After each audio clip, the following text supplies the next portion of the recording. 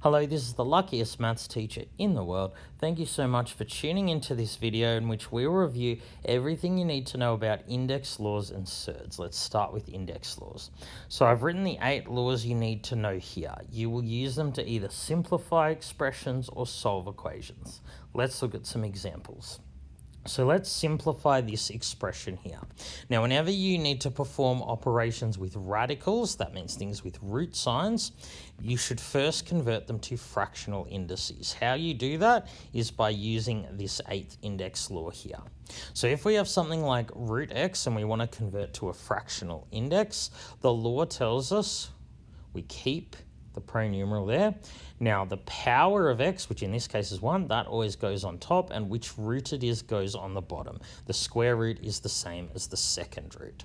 Similarly, for the cube root of x, the power goes on top, which root it is goes on the bottom. And for 6th root of x, it's just x to the 1 over 6.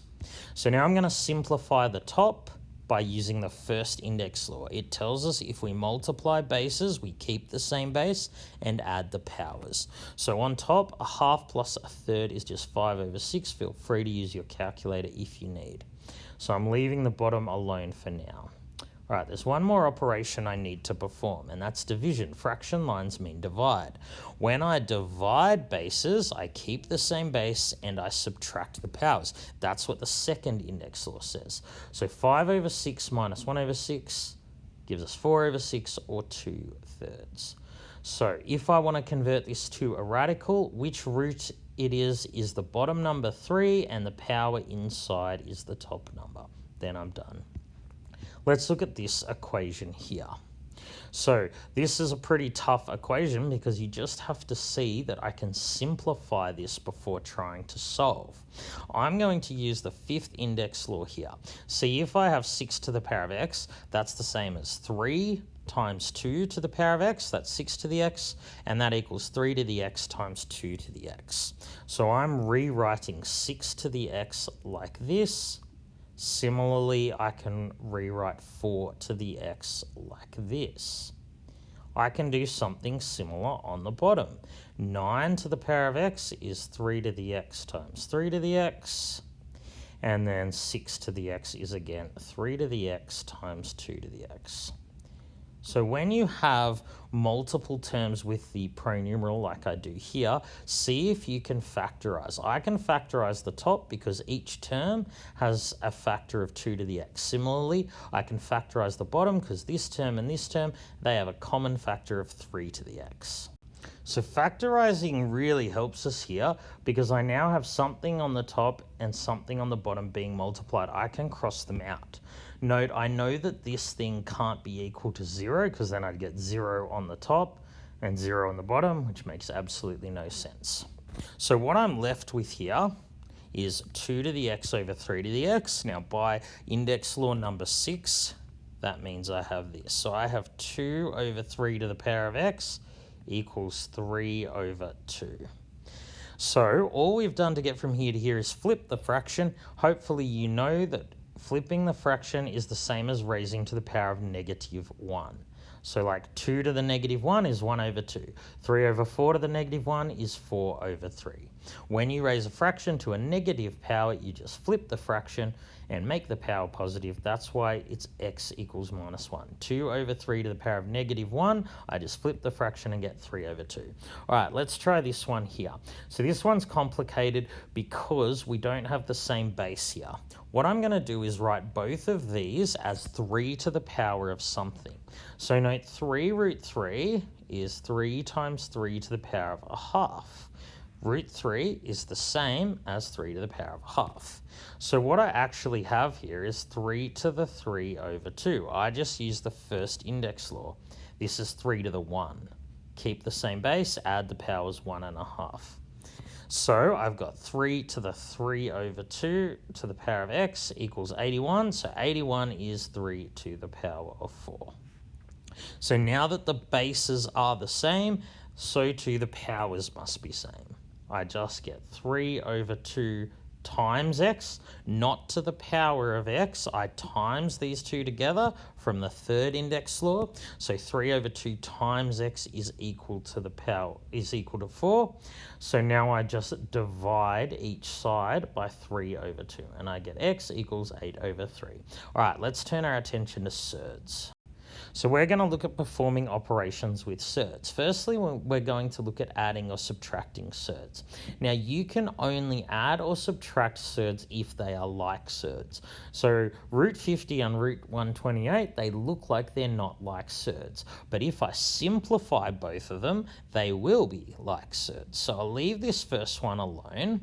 Now, root 50, if I want to simplify it, I need the highest square number that goes into 50. So you might have the square numbers written out for you. The number I'm looking for is 25. Similarly, the highest square number, highest perfect square going into 128 is 64. See, the reason that we did that is root 25 can be just written as 5. So this is just 5 root 2. And similarly, root 64 is 8, so we have 8 root 2. I can subtract this from this because they're like surds, they both have the same number under the square root. So I just get x root x is equal to 8 root 2 minus 5 root 2 is 3 root 2. Okay, probably not immediately obvious what x is from here. So what I'm going to do is bring this x under the square root by squaring it. This will be the square root of x squared. So square root of x squared is x, and then I've still got my other x in there. So 3 root 2, I can do the same. I can bring the 3 underneath the square root if I square it. It is equal to the square root of 3 squared 9 times 2, which is 18. So I've got x cubed is equal to 18. So x is just the cube root of 18. That's the exact answer, and I'm done. Let's go on to another problem. So now we're going to look at rationalizing the denominator. So here, this fraction has an irrational denominator because root 3 plus root 7 is irrational. So what I'm going to do is I'm going to times top and bottom of this fraction by the same number so I don't change its value. But I need to times top and bottom by something so that the bottom will become rational. So what you do in these situations is multiply the denominator by the conjugate. So the conjugate has the exact same terms, root 3 and root 7, but a different sign in between. If I multiply these two together, I'll get a rational denominator. But I can't just times the bottom by this, otherwise I change the value of the fraction. So what I do to the bottom, I must also do to the top. So let's go ahead and do this. So I'm going to multiply this by this. I need to use expanding brackets. So root 3 times root 3 is 3. Root 3 times root 7 is root 21. Make sure you note that there's a negative there. Similarly, root 7 times root 3 and negative root 7 times negative root 7 just gives me positive 7. On the bottom, I can use difference of two squares. When you have a plus b times a minus b, you simply square the first term, square the second term, stick a minus in between them. So simplifying the top, 3 plus 7 is 10. Negative root 21 minus root 21 gives me that. On the bottom, I'm just left with negative 4. So I can simplify this further because each term has a common factor of 2. I'm going to divide each term by 2. 10 divided by 2. Then I'm going to divide 2 root 21 by 2. And if you divide 4 by 2, you get that. Now, it's not really a big deal, but some people in maths don't like to have a negative denominator, so I can times the numerator and denominator by negative 1. So I get negative 5 plus root 21 over 2. Really, both of these answers is correct. Doesn't matter too much. All right, let's look now at one more problem. So we're going to solve this equation here.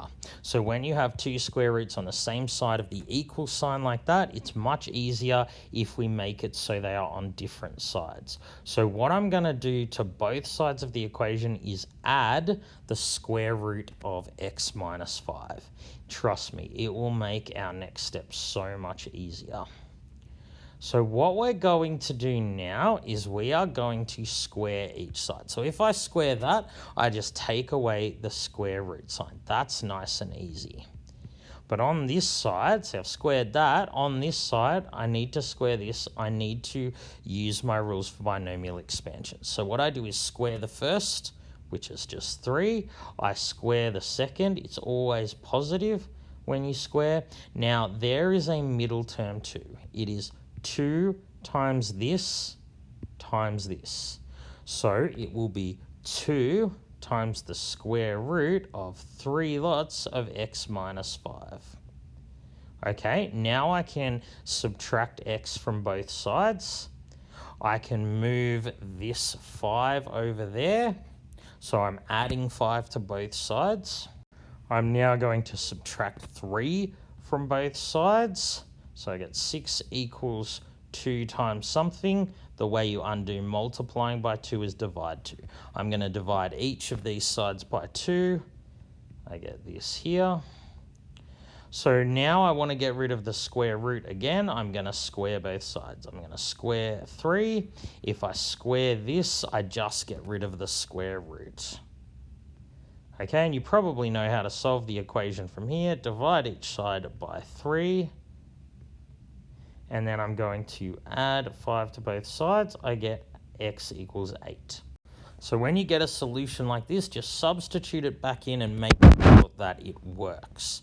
So for example, if we got like x equals 4, this wouldn't work because that wouldn't be possible. So if I do that, I get square root of 12 minus square root of 3 equals root 3. You can easily check on your calculator that this is a true statement. This is 2 root 3 minus 1 root 3 equals root 3, and we're done. All right, thank you so much for tuning into this video. This has been the luckiest maths teacher in the world. Have a great day.